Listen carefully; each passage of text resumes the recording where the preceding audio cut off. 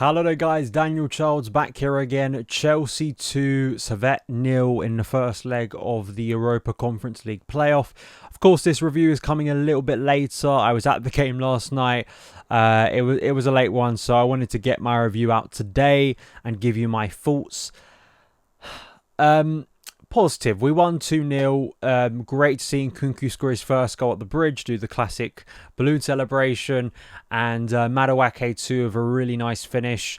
And hopefully for him, maybe gets him into the thinking for the starting 11 against Wolves. Obviously, we had the Cole Palmer injury scare, but it is believed that it was just a scare. He did feel something. We'll see if he starts on Sunday, but at the very least, we haven't had anything come out so far at the time of recording that kind of confirms the worst nightmares. Because I have to say, walking back from the game last night, saw the headlines, saw the photos of him holding the back of his leg, and you kind of had those fears that, oh no, like he's going to be out for months, as Chelsea fans were kind of used to that. So thank God he seems to be okay, touch wood. So yeah, I mean, in terms of, honestly, this is the honest thing. You may not like the honest reaction to the game. It was a rough watch. I don't think anyone can seriously tell me that last night was an amazing performance against a team that did lose 6-0 in their past league game at home, and a team that I feel like Chelsea could have done a lot more.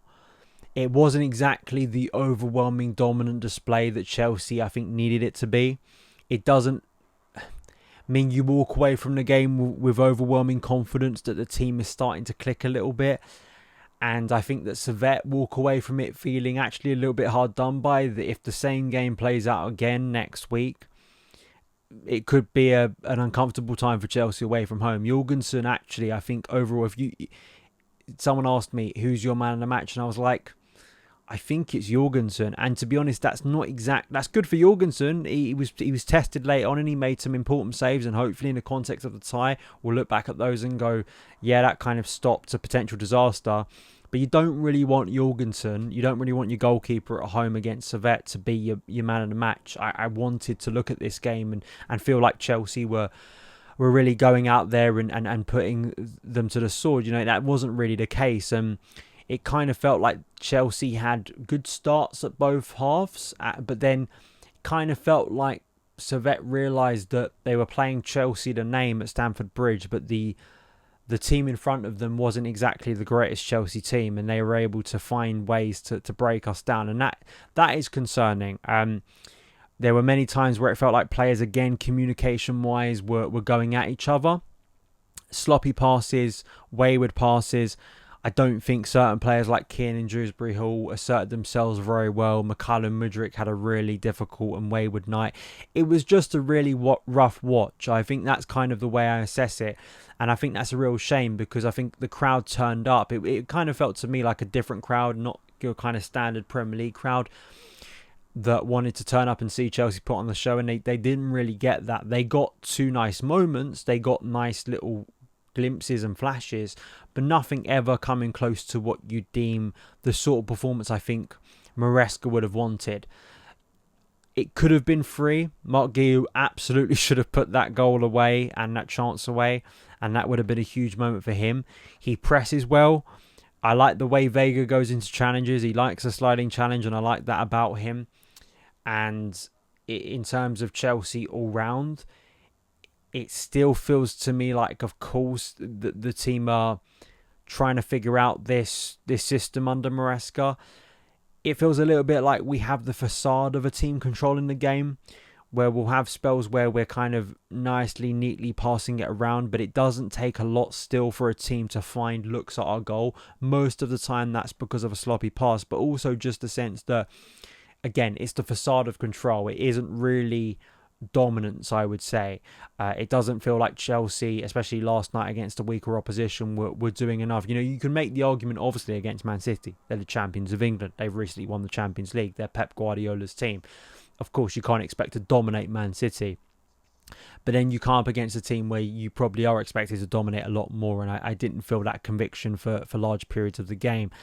And I walk away from it kind of with more questions than answers. I don't feel like last night, other than several individuals where I'm thinking for Sunday's game against Wolves, where I'm kind of going, yeah, this is the attack I want to see. These are the key players that really stood out for me, who've really earned their place on Sunday starting 11.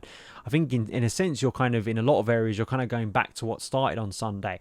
Moises Caicedo, Romeo Lavia in central midfield. You're looking at probably Enzo Fernandez coming back into the starting 11, even though he did set up the second goal. It was a nice ball over the top.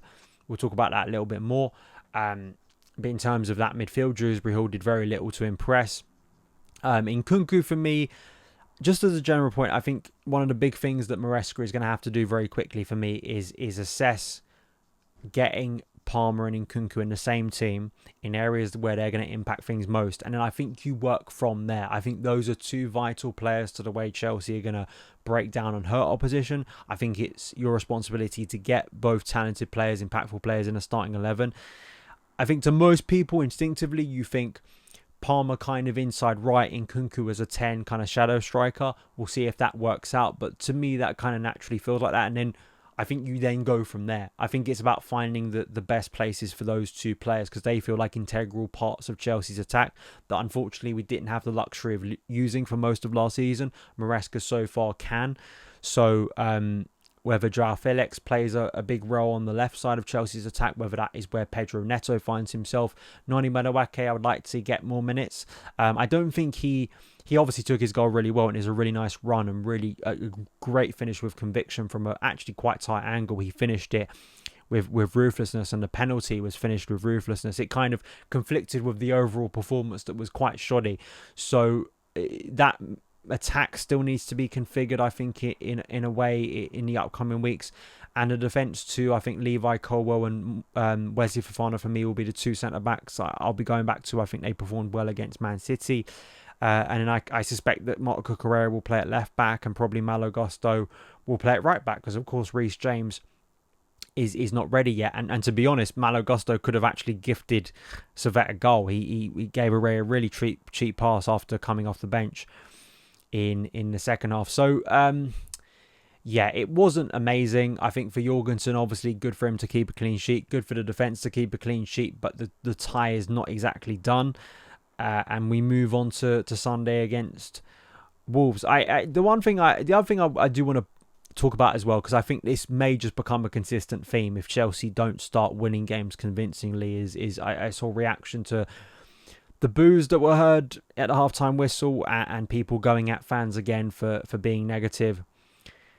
The one thing I would say to those people is it's a record hearing boos in the second game of the season, the second home game of the season. Now, you can look at that two ways. If you're someone that's really positive and optimistic, you can go, how is that going to help the players? It probably isn't. Is that creating the best atmosphere? No. Why are people doing it so early on to the season? What I would say to those people is, why is it happening? Is it because fans are just being negative for no reason? Maybe some people are just like that and want to be negative and don't want to see any positives. That's unfortunate. When the goals went in, despite my concerns about the season, I celebrated. There was massive relief. And we want to see those nice goals and nice moments. But you have to kind of ponder why so early on into the season, people are reacting to that. Partly, it was because the first half was pretty bad. It was a pretty bad first half against not a great opposition. Chelsea played really sloppily. It felt like Servette were getting into the game, and it's not a game that Chelsea can afford to lose. So, yeah, I don't think fans were unfair to voice their disagreement with it. And I think Maresca, the fact that he was getting basically always subs out to warm up, said that he probably wasn't pleased with that first half. So I don't think that was unfair. And fans, they're not reacting to two games. I think that's the point I'd make. If you think that they are reacting to two games, I think that's either being naive or disingenuous, to be honest. Joe tweets, I got sent a tweet of his that I think was really spot on after the City game. It's 2 years. It's over £1 billion spent on the squad. And looking at the squad and going, is this radically better than what we had 2 years ago? Probably not. Some of the footballing decisions have been massively questioned. And we keep on going back to this.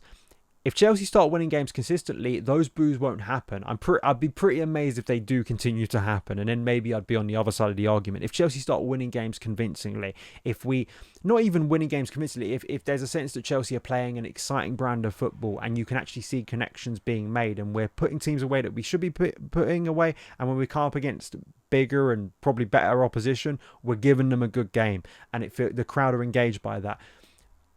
I think most reasonable fans will turn around and go, fair enough. We're still a work in progress, but there are results there that you can actually start to add up. Of course, it's only 2 games into the season, but there are deeper reasons why those grumbles are happening.